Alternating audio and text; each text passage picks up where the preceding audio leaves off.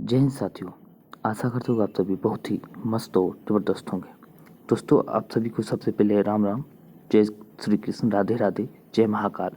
दोस्तों, आज हम बात करेंगे बिहार सिविल कोड के लिए जो हिंदी का जो प्रैक्टिस सेट है वो हम करने जा रहे हैं। बिल्कुल बिहार सिविल कोड के जो पैटर्न पर आधारित है। अब बात करते हैं आज की क्लास की, तो बहुत ही इजीली तरीके से और धुआंधार तरीके से करने का प्रयास करेंगे। अब बात करते हैं बिहार सिविल कोड के लिए या हिंदी की बात करें तो सिर्फ उसमें ही नहीं बल्कि जो अभी वर्तमान में एग्ज़ाम होने वाले हैं, जैसे बिहार डीएलएड का भी एग्ज़ाम होने वाला है, बीएड का होने वाला है, और अब हाई कोर्ट का जो एग्ज़ाम होने होते हैं, पटना हाई कोर्ट का भी और सिविल कोर्ट का भी, यानी कि जिस भी एग्ज़ाम में हिंदी पूछे जाते हैं उन सारे एग्ज़ाम के लिए बहुत ही मोस्ट इम्पोर्टेंट होने वाला है हिंदी। और बात कर लेते हैं बेसिक से करेंगे पूरी, यानी कि बेसिक से करने का प्रयास करेंगे और रिवीजन भी करेंगे। अब बात करते हैं कि अगर आप कमेंट करेंगे तो कभी कभी बीच में जो है ना, तो रिवीजन के लिए जो कभी समास प्रॉपरली समास हम ला लेंगे या तो संधि लाएंगे, तो इसी तरह का जो है टॉपिक वाइज भी बीच बीच में किया करेंगे। तो चलिए दोस्तों, ज़्यादा से ज़्यादा दोस्तों को शेयर करें, लाइक करें। अगर वीडियो पसंद आए तो वीडियो को के नीचे कमेंट जरूर करें। अब बात करते हैं कोई सुझाव भी देना हो तो या कोई सवाल भी पूछना हो तो वीडियो के नीचे कमेंट में अंत में जो है कमेंट कर देना है, तो उसका भी जवाब हम देने का पूरा प्रयास करेंगे। तो चलिए हम बात कर लेते हैं आज की मोटिवेशन लाइन की। किताबों में ज्ञान का इतना खजाना छुपा हुआ है कि कोई लुटेरा कभी लूट नहीं सकता है। क्या हो सकता है? कोई लुटेरा कभी लूट नहीं सकता है। तो चलिए दोस्तों, आज की क्लास के स्टार्ट करते हैं। अब यहाँ पे देख सकते हैं दोस्तों, यहाँ पे जो दिया गया है इस तरह के प्रश्न आएंगे, और बिहार बीएड एंड डीएलएड 2023 के लिए सिविल कोड के लिए एसएससी एमटीएस बात कर लेते हैं कि एसएससी एमटीएस में जो हिंदी इस पर तो नहीं है, तो एसएससी एमटीएस में हम बात करते हैं। इसमें तो हवलदार में जो नहीं है, इस सब में हिंदी तो नहीं है। तो हम बात कर लेते हैं इसमें जो एग्ज़ाम में पूछे जाते हैं कि बिहार बीएड और डीएलएड के जिस भी एग्ज़ाम में पूछे जाते हैं हिंदी, उन सभी एग्ज़ामों के लिए काफ़ी ज़्यादा महत्वपूर्ण होने वाले। तो चलिए आज की क्लास को स्टार्ट करते हैं। आज का हमारा पहला सवाल है कि मखमली जूते मारना का क्या अर्थ होता है। मखमली जूते मारना का जो जूते का अर्थ होता है कि आप ऐसे भी ध्यान से मतलब पढ़ के भी ध्यान से अगर पढ़ोगे तो निकाल सकते हो इसका, क्योंकि इसका एक जैसे कहावत हम लोग कहते हैं ना, ठीक उसी तरह होता है, मीठी बातों से लज्जित करना। तो इसका सही आंसर, राइट आंसर की बात करें तो ये हो जाएगा। व्यंग करना ये तो होगा नहीं, धनी व्यक्ति को प्रताड़ित करना ये भी नहीं होगा, अपमानित करना ये भी नहीं होगा, तो इसका आंसर ए हो जाएगा। अब बात करते हैं सेकंड क्वेश्चन की। शत्रु का पर्यायवाची शब्द क्या होगा। शत्रु का पर्यायवाची शब्द की बात करें तो क्या होने वाला है, तो इसका सहचर तो होगा नहीं, अड़ी हो जाएगा। क्या होगा? अड़ी। शत्रु का सखा का तो आप सब समझते हैं दोस्त होगा। मनुष्य का हम बात करती है मनुष्य हो जाएगा। अब बात करते हैं राइट आंसर की, तो बी हो जाएगा। अब बात करते हैं निम्नलिखित वाक्यों में से विशेषण चुनना है। तो आपको विशेषण चुनना है, तो विशेषण कौन सा हो जाएगा। तो विशेषण की हम बात करें तो इसका हम बात करते हैं जैसे कि विशेषण का, तो इसमें परिमाणवाचक आपको विशेषण चुनने हैं। तो परिमाणवाचक विशेषण की हम बात करें तो क्या हो जाएगा? थोड़ा। थोड़ा जो है ये जो है विशेषण हो जाता है। जैसे कि परिमाणवाचक में क्या होता है, किसी मतलब मात्रा का बोध हो या जो भी हो, तो भार का बोध होता है, उसे परिमाणवाचक कहते हैं। थोड़ा मिठाई लाओ या कुछ भी लाओ, ये हो जाता है। और बाकी बात करते हैं भलाई जो होता है, ये क्या है, तो भलाई, मिठास और लालच, ये सारे के सारे भाववाचक हो जाते हैं। क्या? भाववाचक। इसका राइट आंसर बात करें तो सी हो जाएगा। अब यहाँ पे दिया गया है भवदिया का शब्द बना है। भवदिया शब्द की हम बात करें तो किससे बना हुआ है, तो इसका हम राइट आंसर की बात करें तो भवद जोड़ ई धन इया, ये तो होगा नहीं। भव जोड़ अदिया, ये भी तो नहीं होगा। अब बात करते हैं भवदीय जोड़ आ, तो इसका राइट आंसर की बात करें तो सी इसका राइट आंसर हो जाएगा। ये बात करते हैं भवद जोड़िया, ये भी गलत है, तो इसका राइट आंसर सी होगा। अब बात करते हैं नेक्स्ट की। अब यहाँ पे हम बात करते हैं जो फूल आधा खिला हो। तो जो फूल आधा खिला हो तो उसका क्या हो जाएगा। तो जो फूल आधा खिला हो तो इसका हम बात करते हैं मुकुल, इसका राइट आंसर हो जाएगा जो आधा खुला हो। तो अब बात करते हैं जैसे कि यहाँ पे दिया गया है संकुल का, तो संकुल का इसमें क्या हो जाएगा। तो संकुल का हम राइट आंसर की बात करते हैं घना हो जाएगा। क्या होगा, घना।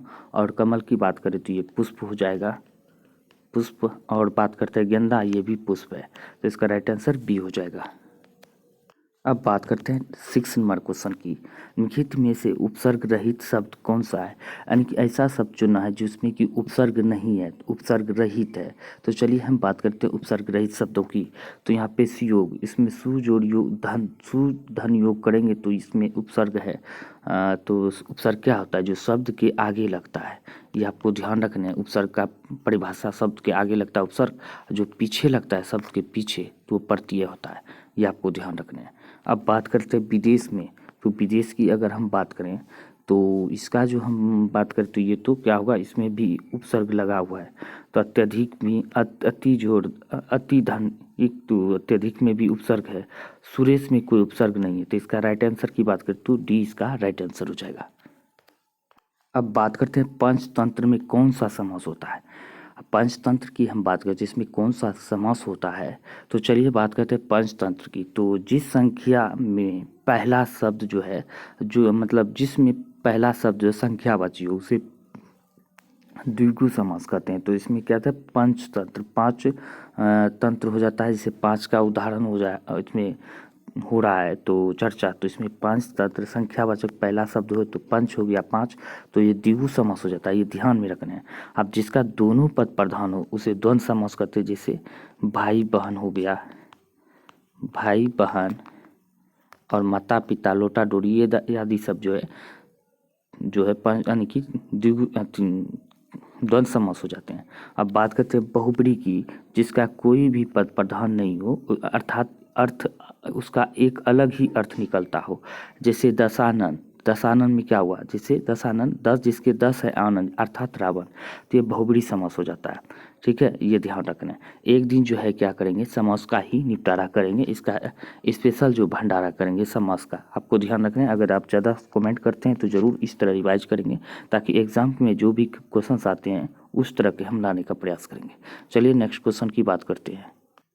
अब बात करते हैं दिए गए विकल्पों में सही, मतलब दिए गए विकल्पों में वर्तनी की दृष्टि से शुद्ध शब्द कौन सा है। तो शुद्ध शब्द आपको चुनने हैं। तो शुद्ध शब्द की हम बात करें तो क्या हो जाएगा, तो इसका राइट आंसर की हम बात करें तो समान जो है शुद्ध शब्द लिखा हुआ है। अब पल्लव की बात करें तो पल्लव कैसे लिखा जाएगा, पल्लव की बात करें ऐसे जो पल्लव लिखा जाता है, देख सकते हैं ऐसे। अब बात करते हैं कालांतर की हम बात करें तो कालांतर कैसे लिखा जाएगा, कालांतर ऐसे लिखा जाएगा। ठीक है, परिहास कैसे लिखा जाएगा, परिहास की हम बात करें तो यह जो लिखा जाएगा परिजोड़ परिहास ऐसे लिखा जाएगा, ये आपको ध्यान रखना है। अब बात करते हैं नेक्स्ट की। अब बात करते हैं यानी कि 9th क्वेश्चन की। जून, जानू, मनु, मानु जैसे वाचक शब्द किस अलंकार में प्रयुक्त होते हैं। जून, जनु, जानू, यानी कि जानू जानू ये नहीं समझ रहे, वो जानू नहीं जो लबी डबी का बला होता है, निशान बाबू वाला, वो नहीं, अलग होता है। बस जानू, मनु और मानु जैसे वाचक शब्द किस अलंकार में प्रयुक्त होते हैं। तो यह हम बात करते हैं इसका राइट आंसर की, तो राइट आंसर इसका उत्प्रेक्षा हो जाएगा, इसमें प्रयुक्त होते हैं। अगर इस क्लास का पीडीएफ पाना चाहते हैं तो टेलीग्राम ज्वाइन करें, इसमें आपका पीडीएफ इस क्लास का सेम टू सेम पीडीएफ भी प्रोवाइड कराया जाता है, आप डाउनलोड कर सकते हैं। बात करते हैं हम नेक्स्ट क्वेश्चन की। अब बात करते हैं पानी पीकर नाम पूछना निरर्थक है, वाक्य में किस प्रकार का दोष है। पानी पीकर जो नाम पूछना निरर्थक है, इस वाक्य में किस प्रकार का दोष है। तो बात कर लेते हैं इसमें जो है मुहावरे का दोष है। क्या होता है मुहावरा, ऐसी कहावत नहीं होता है पानी पीकर नाम पूछना, ऐसे पुरानी कहावत बहुत सारे हैं। जैसे कि हमारे दादाजी के समय में, पापा जी के समय में जो बहुत सारे ऐसे कहावत थे जो कि बोला करते थे। लेकिन तब उस समय जो कहावत पे ही दुनिया टिकी हुई थी, यानी कि कहावत बहुत सारे बोला जाता था, उसी अनुसार से अभी जो है मुहावरे होते हैं, ये आपको ध्यान रखना है। अब बात करते हैं नेक्स्ट की। अब बात करते हैं मीनाक्षी ने कविता को पुस्तक दी, इसमें कर्ता कारक के अलावा और कौन सा कारक है। तो मीनाक्षी ने कविता को जो पुस्तक दी, कर्ता कारक के अलावा इसमें कौन सा जो है कारक होता है। तो बात कर लेते हैं इसमें जो है संप्रदान कारक होता है। क्या होता है संप्रदान, जैसे कि हम बात कर लेते हैं तो कर्ता यानी कि कर्ता ने, इसका ने चिन्ह हो जाता है। ये आपको ध्यान रखना बहुत ही मोस्ट इम्पोर्टेंट हो जाते हैं। कर्ता के 8 चिन्ह होते हैं, कुल 8 चिन्ह होते हैं, उसको 8 को आपको याद रखने हैं। कर्ता ने कर्म को, क्या हो जाएगा, कर्म को, ठीक है, संप्रदान, ये हो जाएगा संप्रदान का के लिए, ये आपको ध्यान रखना। इसका राइट आंसर की बात करते तो सी हो जाएगा। अब बात करते हैं अरावली तेल घी नीलम शब्द। अरावली तेल घी नीलम शब्द की हम बात करें तो इसका क्या हो जाएगा, तो इसका राइट आंसर की बात करें तो अरावली एक क्या होता है, पहाड़ है। अरावली पहाड़ जो है सबसे पुराना पहाड़ है जो कि राजस्थान में स्थित है। तो इस क्या हो गया, पहाड़ एक पुल्लिंग शब्द है, तो इसलिए इसका राइट आंसर की बात करें तो ये इसका राइट आंसर हो जाएगा। अब बात करते हैं तत्सम शब्द समूह चयन करना। समूह नहीं है तो हम बात करते हैं तत्सम शब्द का समूह नहीं है, तो इसमें दिया गया है जो तत्सम शब्द का समूह नहीं है, दीपावली, धरनी, आसरा, कंकन, केला, गहन, गायक, चांदनी, घट, एकत्र, तिलक और बालुका। इसमें हम बात करते हैं तत्सम शब्द का समूह जो है, ये सारे के सारे ऑप्शन गलत दिए गए हैं, क्योंकि सब में जो है यानी कि तत्सम शब्द का समूह नहीं है। तो सब में जो है तत्सम के बदले तद्भव ऐसे शब्द दिया गया है, यानी कि सारे के सारे जो है। तो इसका ऑप्शन की बात करें, चलिए तो बात करते हैं इसका जो सारे ऑप्शन जो है एक ही तरह, मतलब एक ही मतलब तत्सम ऐसा शब्दों का समूह जो नहीं है, ये सारे सभी सभी शामिल है इसमें। तत्सम शब्द जो है शामिल है इसमें सभी ऑप्शन में, तो इसका आंसर जो है सभी के सभी, यानी कि कोई भी ऑप्शन सही नहीं है। तो चलिए हम बात करते हैं अब अगले क्वेश्चन की। अब बात करते हैं उपसर्ग के लिए प्रयोग से, उपसर्ग के प्रयोग से डैश होता है, यानी कि उपसर्ग के प्रयोग से हम बात करें तो इसका आंसर की हम बात करें तो यह हो जाएगा शब्दों के अर्थ में परिवर्तन आता है। उपसर्ग के प्रयोग से क्या होता है, शब्दों के अर्थ में परिवर्तन आता है। चलिए अब बात करते हैं नेक्स्ट की। अब बात करते हैं 15th क्वेश्चन की।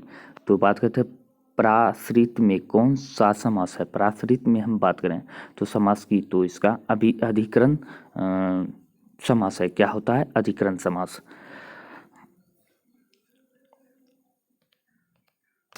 तो प्राश्रित की हम बात करें तो ये जो क्या हो जाता है, अधिकरण, यानी कि प्राश्रित का अर्थात होता है दूसरों पर आश्रित, यानी कि में पर, तो इसका चिन्ह होता है अधिकरण में पर, तो इसलिए यह अधिकरण समास हो जाता है। कर्ता ने कर्म को हो जाता है संबंध का की संप्रदान, आपको पहले ही क्लास पिछले ही क्वेश्चन में हम एक्सप्लेन कर चुके हैं। तो चलिए इस तरह हम बात करते हैं इसका राइट आंसर की, तो 20 का राइट आंसर हो जाएगा। बात करते हैं नेक्स्ट की। अब बात करते हैं द्वंद्व समास में कौन सा पद प्रधान होता है। तो द्वंद्व समास की हम बात करते हैं इसमें कौन सा पद प्रधान होता है, तो इसमें हम बात कर लेते हैं कि इसका द्वंद्व समास में कौन सा पद प्रधान होता है। तो उभय, उभय जो होता है ये पद प्रधान होता है द्वंद्व समास। उभय में जो क्या होता है, द्वंद्व समास। द्वंद्व समास का मतलब क्या होता है, दोनों पद प्रधान हो, दोनों पद, जैसे माँ बाप, लुटा डोरी, भाई बहन, ये सारे के सारे द्वंद्व समास के उदाहरण होते हैं, आपको ध्यान रखने हैं। अब बात करते हैं केवल दूध पर जीवित रहने वाला वाक्यांश के लिए एक शब्द होगा। जो केवल दूध पी पर ही जीवित रहते हैं उस वाक्यांश के लिए एक शब्द क्या होने वाला है, तो इसका राइट आंसर की बात करते हैं पायोहारी। तो केवल दूध पर जीवित रहने वाला क्या होता है, पायोहारी। अब बात करते हैं भूत, वर्तमान और भविष्य को देखने वाला वाक्यांश के लिए एक शब्द होगा। जो भूत, वर्तमान और भविष्य तीनों को देखते हैं तो उसमें के लिए एक शब्द क्या होने वाला है, तो उसका राइट आंसर की बात करें तो उसके लिए एक शब्द होगा त्रिकालदर्शी। त्रिकालदर्शी होता है तीनों को एक साथ देखने वाला, त्रिकालदर्शी कहलाता है। अर्थात शिव भगवान भी अर्थात बात कर लेते हैं तो वह त्रिकालदर्शी के रूप में जाने जाते हैं। अब बात करते हैं जो विधि या कानून के विरुद्ध हो वाक्यांश के लिए एक शब्द होगा। जो विधि या कानून के विरुद्ध हो उसके लिए एक शब्द क्या होने वाला है, तो इसका राइट आंसर की बात करते हैं अवैध हो जाएगा। क्या है, अवैध। अब बात करते हैं सही नहीं है, इनमें से कौन सा वाक्य जो है यानी कि ऑप्शन जो है सही नहीं है। तो बात कर ले इसका राइट आंसर की, तो इसका राइट आंसर डी जो है सही नहीं है। सूर का अंधा, सूर का वीर और सूर का देवता, इसका सभी के सभी सही है। इसका राइट आंसर की हम बात करें कौन सा सही नहीं है, डी सही नहीं है। क्यों नहीं है, तो बात करते हैं सूली का क्या होता है, सूलधारी होता है, अर्थात शिव जो है सूलधारी होता है। मस्तक का क्या होता है, भाल होता है, ये आपको ध्यान रखना। तो ये अलग अलग हो जाते हैं, इसका राइट आंसर इसलिए डी हो जाएगा। अब बात करते हैं 21 क्वेश्चन की। तो इनमें से किस विकल्प में सही युग्म है? तो सही युग्म की अगर हम बात करें तो इसमें किस विकल्प में है? तो कटु, कटु का तो आप कटु जहर का विष हो जाता है। कटु का जो कटु शब्द होता है यानी कि इसका विलोम शब्द कटु का मधुर होना चाहिए। विज्ञ का अवज्ञ होना चाहिए। और तो बात करते हैं इसका राइट आंसर की। तो इसमें राग का द्वेष, इसमें राइट आंसर डी हो जाएगा। बाकी किसी में जो है सही विलोम यानी कि उसका विलोम उल्टा शब्द नहीं दिया गया है। तो इसका राइट आंसर क्या हो जाएगा?